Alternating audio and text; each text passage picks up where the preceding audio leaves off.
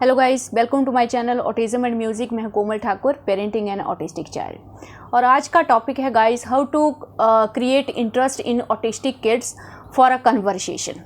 तो वो चाहे फैमिली मेम्बर्स के साथ हो या फिर जो जब हम लोग बाहर जाते हैं तो किसी लोगों के साथ हम लोग किस तरह से अपने बच्चों को ये इंट्रोडक्शन करवा सकते हैं या फिर उनके अंदर इंटरेस्ट किस तरह से हम लोग क्रिएट करेंगे कि वो और लोगों के साथ भी इंटरेक्ट करें। बेसिकली इसी से सोशलाइजेशन जो है वो इम्प्रूव होती है। तो सबसे पहले तो ये चीज़ मैं थोड़ा सा कंफर्म करूँगी गाइस कि ये एक कॉमन इशू है सब ऑटिस्टिक बच्चों में। तो आप ये चीज़ तो बिल्कुल ना सोचें कि सिर्फ मेरा ही ऑटिस्टिक बच्चा ये कर रहा है। तो कहीं ना कहीं इसका रीज़न बेसिकली यही है कि हर चीज़ को हम लोगों को इंट्रोड्यूस करवाना पड़ता है ऑटिस्टिक बच्चों को। तो जिस तरह से आप लैंग्वेज से लैंग्वेज को इंट्रोड्यूस करवाते हो, सोशलाइजेशन को इंट्रोड्यूस करवाते हो, किसी स्किल को इंट्रोड्यूस करवाते हो, उसी तरह से कन्वर्सेशन भी का जो स्किल है वो भी हम लोगों को बच्चों को इंट्रोड्यूस करवाना पड़ता है। तो इसका सेकंड रीज़न ये भी है कि क्यों समटाइम्स हमारे ऑटिस्टिक बच्चे जो हैं वो फैमिली मेम्बर के साथ तो जितना कन्वर्सेशन करते हैं, चाहे वो फुली लैंग्वेज डेवलप नहीं है, लेकिन जितना वो फैमिली मेम्बर के साथ इंटरेक्ट करते हैं एटलीस्ट उतना भी वो बाहर के लोगों के साथ इंटरेक्ट नहीं करते हैं।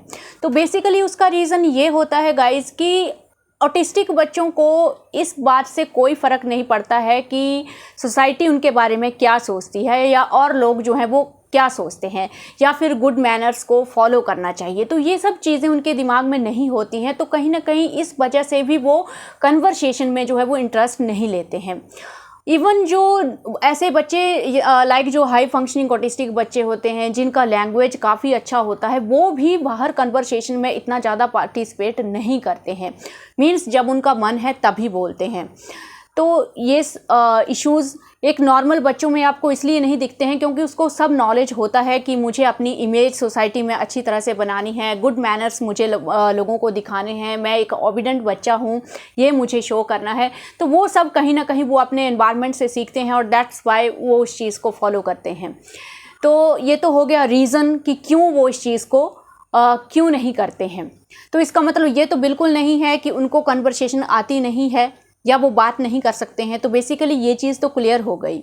सेकंड, इंटरेस्ट हम लोग किस तरह से क्रिएट करेंगे।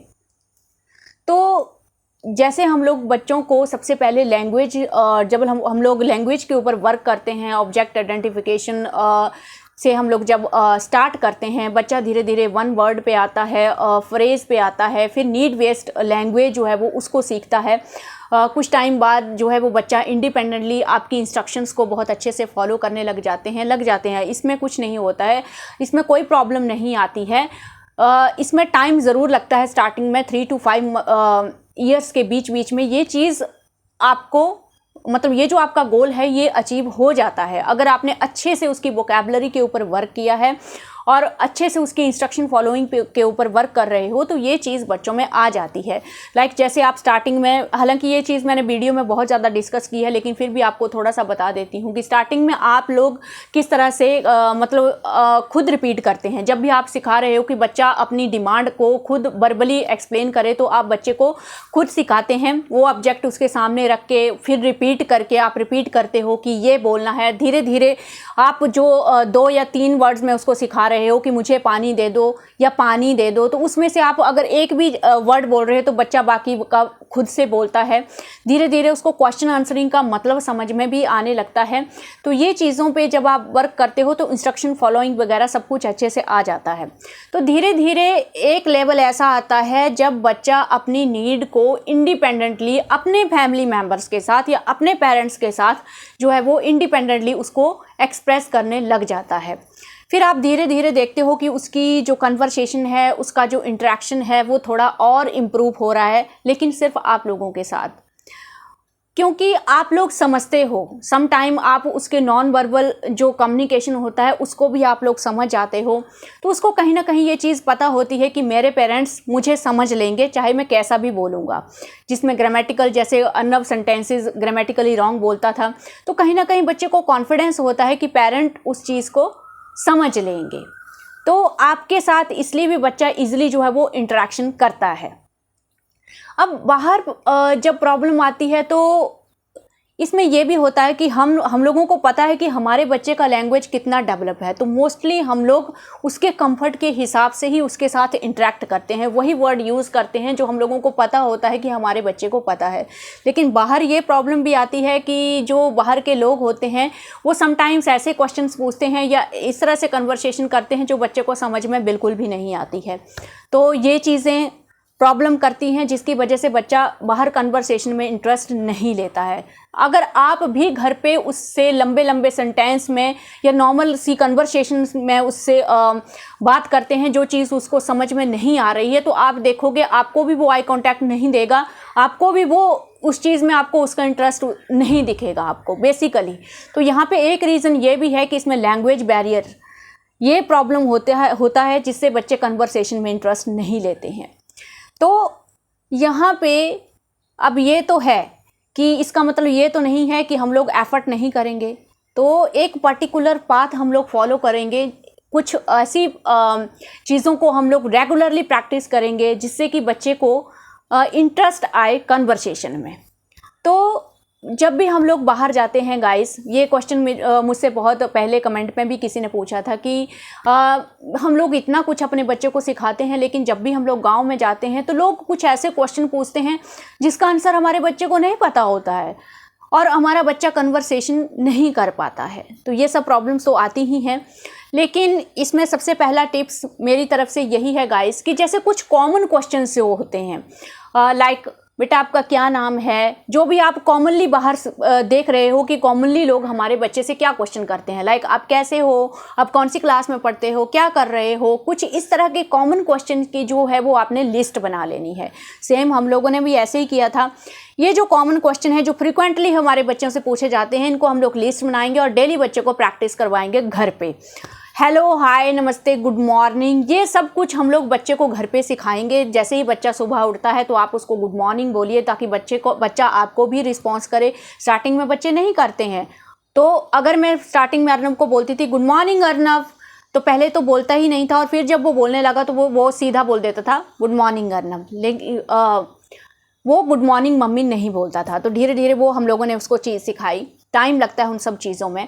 तो अचानक से दिन में मैं क्या करती हूँ कि अचानक से ही उसके पास जाती हूँ, हेलो अर्नव, ताकि वो इमीडिएटली अगर कोई अचानक से बाहर कोई उसको हेलो कर रहा है तो वो भी इमीडिएटली हेलो बोले।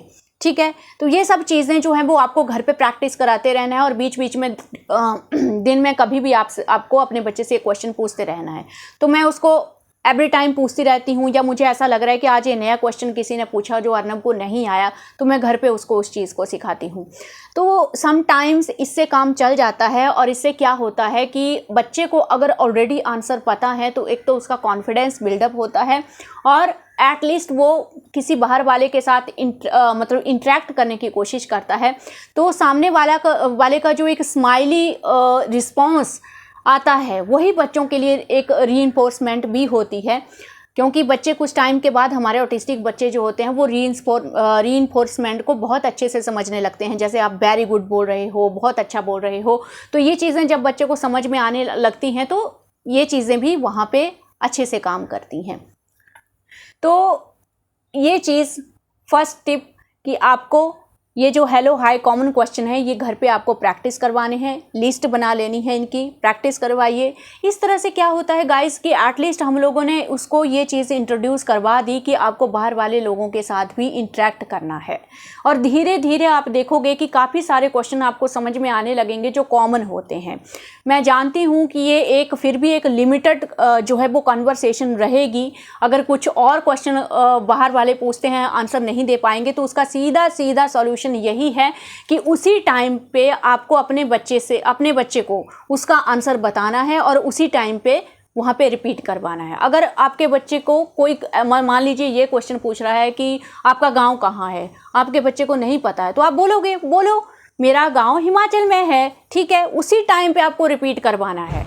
ठीक है, तो उस टाइम पर आप लोग ये एम्बैरस मत होइए कि मेरे बच्चे को ये भी नहीं आता है। उस टाइम पे आपको उस सिचुएशन का यूज़ करना है और उसी टाइम पे अपने बच्चे को आंसर सिखा के उसको ताकि नेक्स्ट टाइम अगर बच्चे को ये चीज़ फील ना हो कि मुझे वो चीज़ नहीं आ रही है। अगर नहीं आ रही है तो उसको वो चीज़ दिमाग में चली जाएगी कि कोई क्वेश्चन अगर मुझे इस कन्वर्सेशन में नहीं भी आया तो पेरेंट्स मुझे बता देंगे, तो उसका जो इंटरेस्ट है वो बना रहेगा।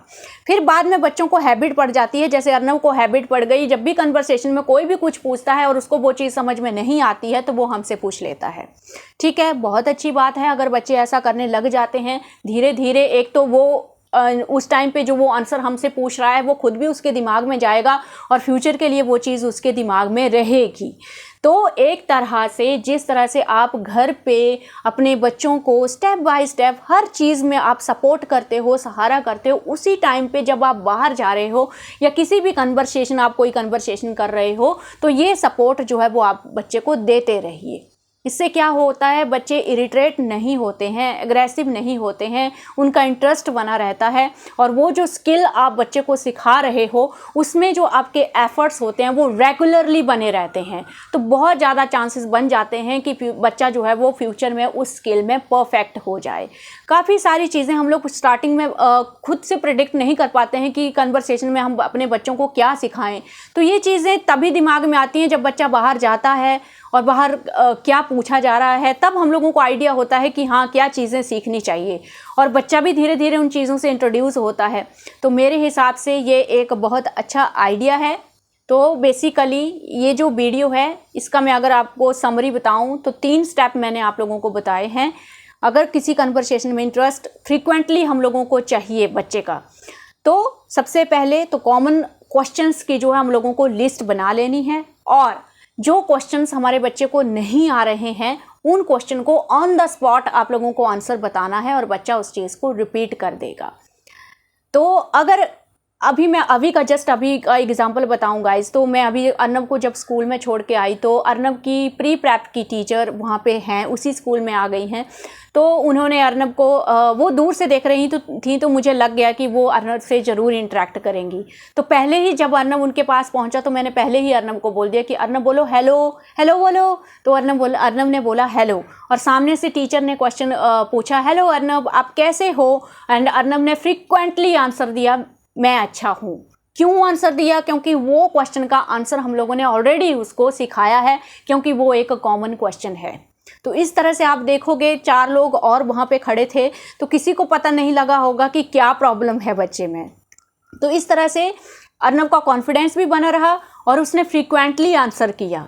तो इस तरह से ये आप लोगों को मैं प्रैक्टिकली भी दिखा रही हूँ कि इसका जो है वो इफ़ेक्ट है वो क्या होता है। तो बच्चा बेसिकली उसका आई कांटेक्ट और इम्प्रूव होते जाता है और एक कन्वर्सेशन जो है वो एक नॉर्मल सी लगने लग जाती है सब लोगों को। तो ये टिप्स जो हैं इनसे मुझे थोड़ा सा सक्सेस अच्छे से मिली है। अब जो प्रॉब्लम है वो यही है कि लैंग्वेज फुली डेवलप नहीं है। तो जितना उसका डेवलप है वो आंसर करता है और जितना उसको नहीं आता है तो वो हम लोग उसको बताते हैं।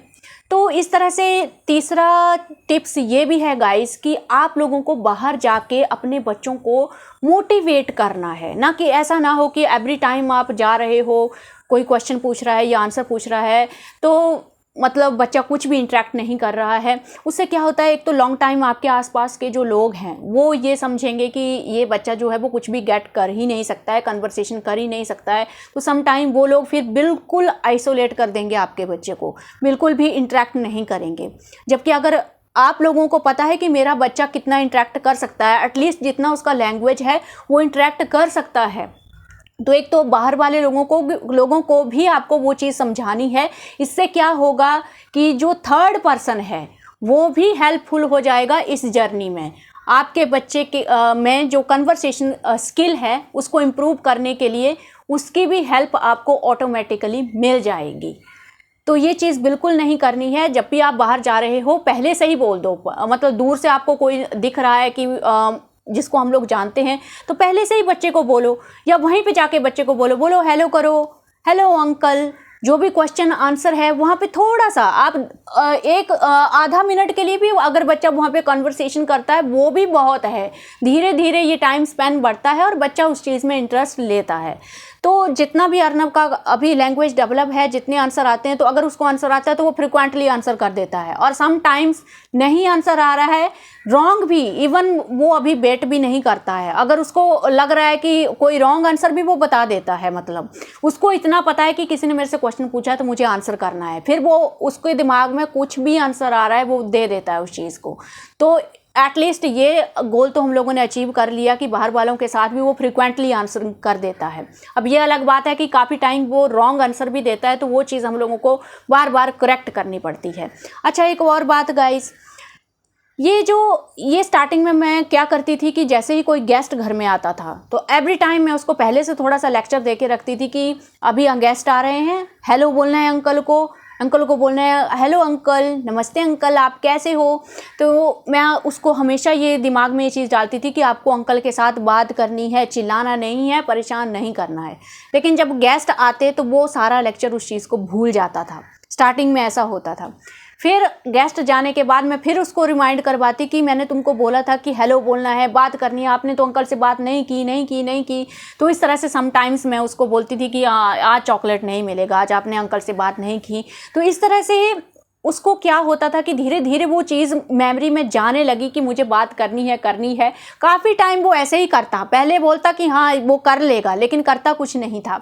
तो धीरे धीरे फिर वो उसको सडनली याद आती वो चीज़ कि हाँ मम्मी ने तो मुझे ये बोला था, तो वो उठ के जाने लगता बाहर दरवाजे पे कि हाँ मैं हेलो बोल के आता हूँ, तब जब गेस्ट जा रहे हैं। तो ये चीज़ें भी आप लोगों को करनी है। जब भी गेस्ट आते हैं, कोई भी आते हैं, तो धीरे धीरे उन चीज़ों को बोलना आप स्टार्ट कीजिए कि कैसे, ये जो बोलते हैं ना कि एक लेक्चर, वो भी साइड में आपको देते रहना है बच्चे को। बच्चा अपने आप धीरे धीरे उस चीज़ का मीनिंग समझेगा कि आप बच्चे से क्या करवाना चाह रहे हो। तो एक तरह से हम लोगों को भरपूर सपोर्ट करना है, मोटिवेट करना है, फोर्स करना है इस चीज़ के लिए, और कोई रास्ता नहीं है। अपनी लैंग्वेज के हिसाब से जितना इनको कन्वर्सेशन करना है एटलीस्ट उतना वो कर लेंगे, और फ्यूचर में अगर जितना लैंग्वेज इंप्रूव होगा तो उस हिसाब से जो कन्वर्सेशन का जो लेवल है वो बहुत ही और अच्छा इंप्रूव होगा। तो एटलीस्ट बेसिकली हम लोगों को इस चीज़ को इंट्रोड्यूस करना है बाकी स्किल की तरह। सो आई होप ये एक्सपीरियंस आपको हेल्प करेगा। So thank you for watching this video.